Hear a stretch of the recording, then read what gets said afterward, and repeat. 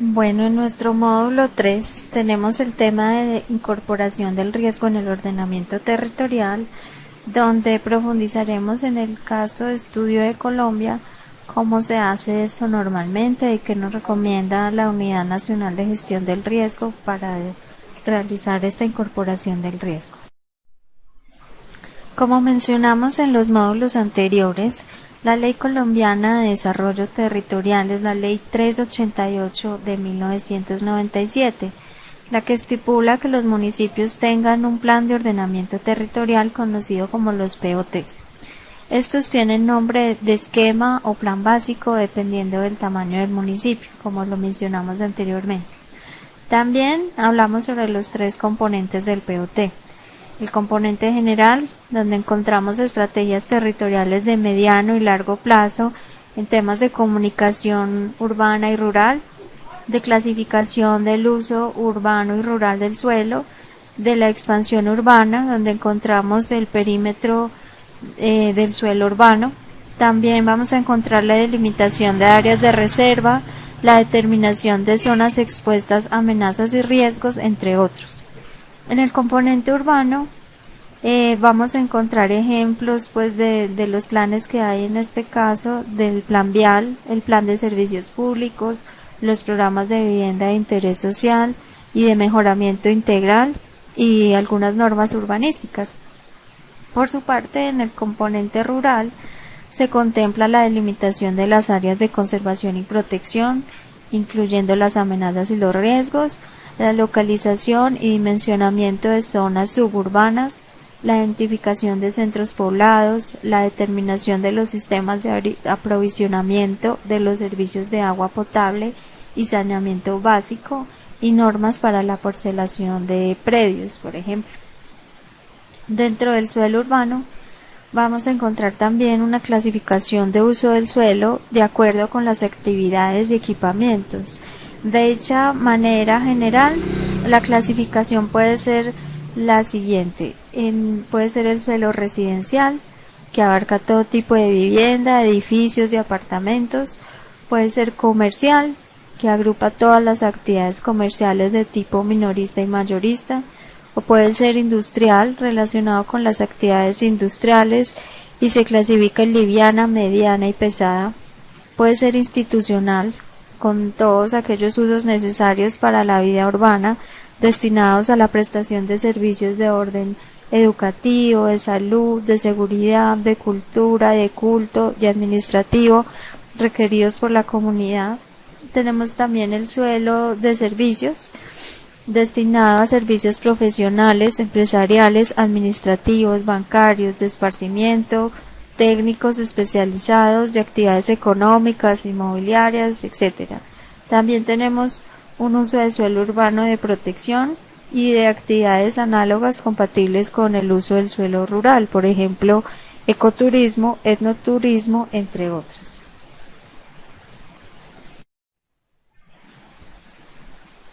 El proceso de elaboración del POT tiene tres fases: la formulación, el proceso de concertación interinstitucional y la consulta ciudadana,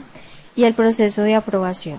La formulación incluye la valoración, los alcances y los productos de las etapas del prediagnóstico y el diagnóstico. La concertación considera la aprobación de la Autoridad Ambiental Regional, el concepto del Consejo Territorial de Planeación y la consulta democrática. Finalmente, la adopción del POT se realiza con la presentación del mismo por parte del alcalde al Consejo Municipal, que es otra de las instancias que tenemos en Colombia para el control y el seguimiento y la administración pública, y este consejo es el que aprueba el plan si les parece bien en todos los sentidos y luego se adopta por acuerdo municipal y por decreto.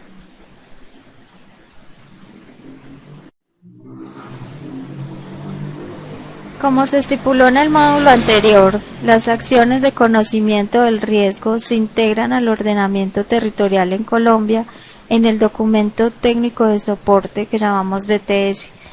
con los escenarios de riesgo, estudios de amenaza, delimitación de áreas con condición de riesgo, y también lo encontramos en la cartografía correspondiente en el POT en su fase de diagnóstico. En el proceso de reducción del riesgo tenemos las intervenciones prospectivas y correctivas, como la definición de áreas objeto de estudio de detalle, la incorporación del concepto de desarrollo seguro del territorio, ajuste del modelo de ordenamiento territorial, la clasificación del tipo del suelo según las amenazas identificadas, la reglamentación de los usos del suelo y establecimiento de medidas de regulación urbanística. Cada una de ellas está asociada a un documento que constituye el POT. Vamos a ver cada una de estas. Para la definición de áreas objeto de estudio de detalle, los municipios en el diagnóstico del POT deben delimitar las áreas que requieran los estudios detallados, específicamente aquellas áreas con condición de amenaza. Deben realizarse entonces un análisis detallado de la amenaza que mediante estudios y métodos determinísticos permitan conocer a profundidad la dinámica del fenómeno y la condición de riesgo. Recordemos que según el decreto 1807 de 2014, los estudios detallados en suelo urbano y de expansión urbana deben ser a escala 1 en 2000 y los de suelo rural suburbano a escala 1 en 5000. Estos estudios se realizan a partir de la delimitación y zonificación de las áreas con condición de amenaza o condición de riesgo, la delimitación de las áreas de objeto de evaluación de vulnerabilidad y o riesgo, la revisión de contenidos de mediano y largo plazo del POT o cuando se expide uno nuevo y se establece la priorización de estudios detallados identificados en los estudios básicos en las zonas de alto riesgo para definir la mitigabilidad o no a partir de alternativas de intervención física para reducir y evitar el incremento de la amenaza y o la vulnerabilidad. Los resultados de los estudios detallados se incorporan al POT mediante un acto administrativo, haciendo la precisión cartográfica y la definición de las normas urbanísticas a que haya lugar en el área objeto de estudio. Los municipios deben tener como directrices para los POTs los principios de seguridad territorial, desarrollo sostenible y la función social y ecológica de la propiedad.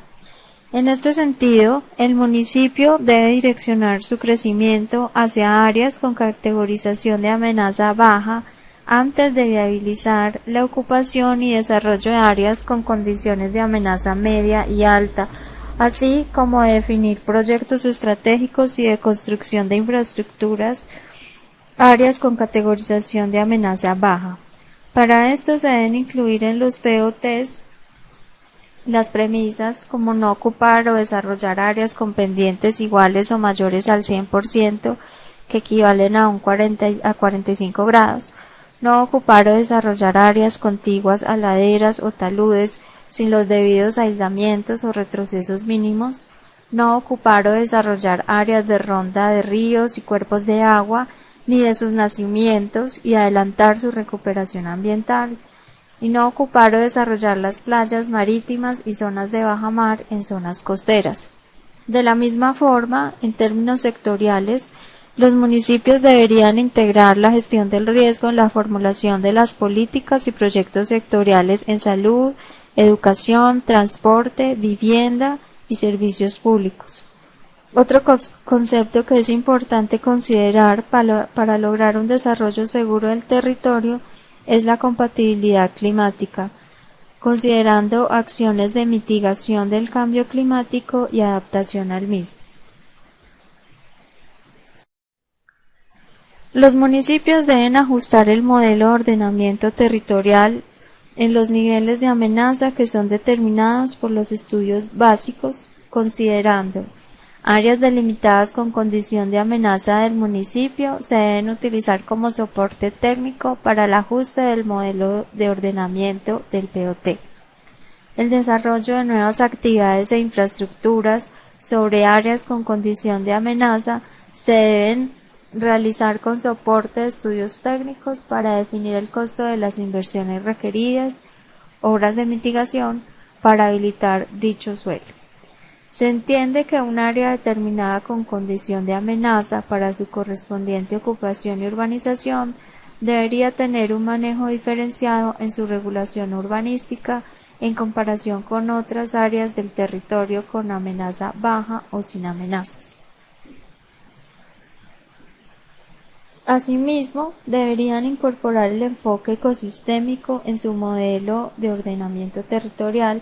teniendo en cuenta la necesidad de considerar las causas y los efectos que tienen las acciones sobre los ecosistemas en el territorio,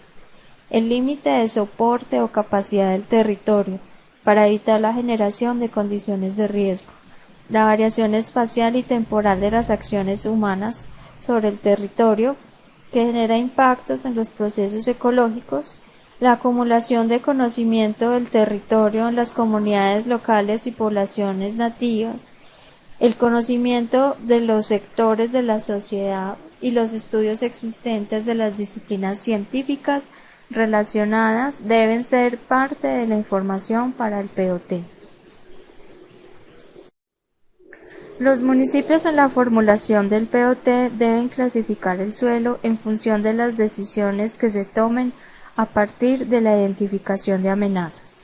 Para ello se hace la reclasificación del tipo de suelo, estableciendo una clasificación acorde a la amenaza presente y específicamente cuando exista una amenaza alta, cambiando así de suelo urbano no desarrollado a rural,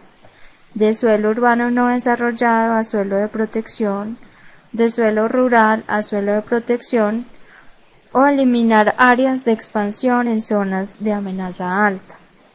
También, a partir de los resultados de estudios de detalle para áreas con condición de riesgo no mitigable, hacer la reclasificación del tipo del suelo y elaborar la cartografía sobre el suelo reclasificado. Los municipios, a partir de los resultados de los estudios básicos, deberían reglamentar los usos permitidos o compatibles para áreas con condición de amenaza o condición de riesgo, teniendo en cuenta la formulación de programas encaminados al cambio de uso gradual y progresivo para dichas áreas, la determinación de un régimen de transición para usos permitidos, restringidos, condicionados o prohibidos en las áreas con condición de amenaza o con condición de riesgo, hasta tanto no se obtengan y se adopten los resultados de los estudios de detalle. Realizar la reasignación de los usos permitidos, restringidos y condicionados para estas áreas con los resultados de los estudios de detalle. Aquí, por ejemplo, vemos en esta figura cómo se han reglamentado los usos del suelo, para este ejemplo, para áreas con condición de amenaza o condición de riesgo. Entonces, ahí vemos en tonos pasteles la clasificación de la amenaza en alta, media, para inundación y también para movimiento en masa. Y por otra parte, vemos cómo son esos usos del suelo en residencial, amarillo, rojo comercial, morado industrial, azul oscuro equipamientos y azul más claro servicios urbanos. También tenemos en este mapa el suelo suburbano y el suelo urbano, así como el suelo de expansión y el suelo de protección. En el POT también se deben establecer medidas de regulación urbanística tales como tratamientos, densidades, edificabilidad, ocupación, instrumentos de planeación, entre otros, para áreas con condición de amenaza, a partir de primero identificar y recomendar medidas diferenciales con respecto a las áreas de amenaza baja, que no supere la capacidad de carga del suelo ni generar nuevo riesgo. Definir regulación urbanística según el tipo de evento para áreas con condición de amenaza mediante tratamientos, densidades, edificabilidad, ocupación. Formular instrumentos de gestión del suelo aplicados a áreas con condición de amenaza o riesgo. Determinar y delimitar en la cartografía estas medidas, los tratamientos, densidades, etc. El tipo de evento y la capacidad de carga sirven para definir los índices máximos de ocupación, alturas o densidad o construcción, los que a su vez se usan para establecer el número máximo de unidades residenciales, comerciales, industriales, etc., en un polígono con condición de amenaza o riesgo urbano.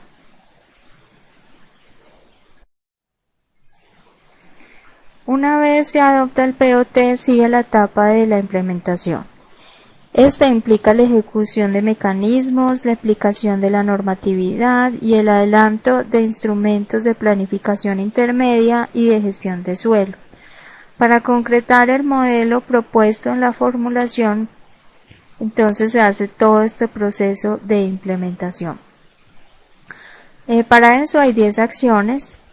en las que se integra la gestión del riesgo, una acción de conocimiento del riesgo y 9 acciones de reducción. De estas últimas 9, entonces encontramos 8 que son intervenciones prospectivas y una que es una intervención correctiva.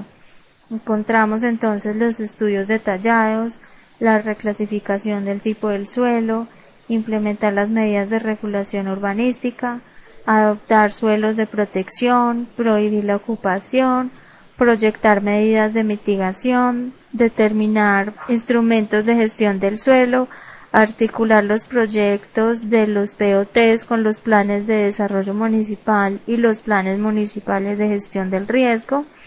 estructurar programas y proyectos de reasentamiento y realizar un control urbano en áreas de riesgo. Entonces vamos a ver estos tipos de intervenciones.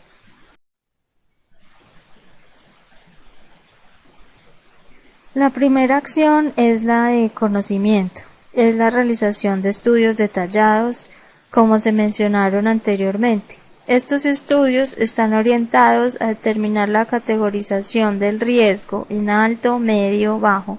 la mitigabilidad o no mitigabilidad y establecer las medidas de reducción del mismo. En esta diapositiva vemos lo que recomiendan a los municipios para los estudios de detalle en el caso de amenazas. Esto pues ya lo ampliamos suficiente en el módulo 2. Aquí vemos para movimientos en masa y para inundaciones cuáles serían los insumos de la información que se puede utilizar para desarrollar los estudios de detalle.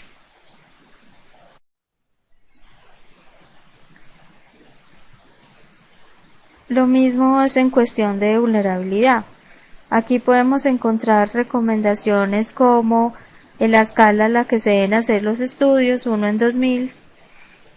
las áreas de amenaza alta identificadas en los estudios básicos de amenaza, que se hicieron a escala 1 en 5000, las áreas ocupadas por edificaciones, infraestructuras o de expansión urbana, o cambio de uso para áreas con categorización de amenaza media, información levantada en campo para identificar y caracterizar los elementos expuestos, calcular la fragilidad de los elementos, la zonificación de la vulnerabilidad, identificar y localizar en la cartografía los elementos expuestos, establecer las características de los elementos expuestos, tipo de elemento, grado de exposición, resistencia y distribución espacial,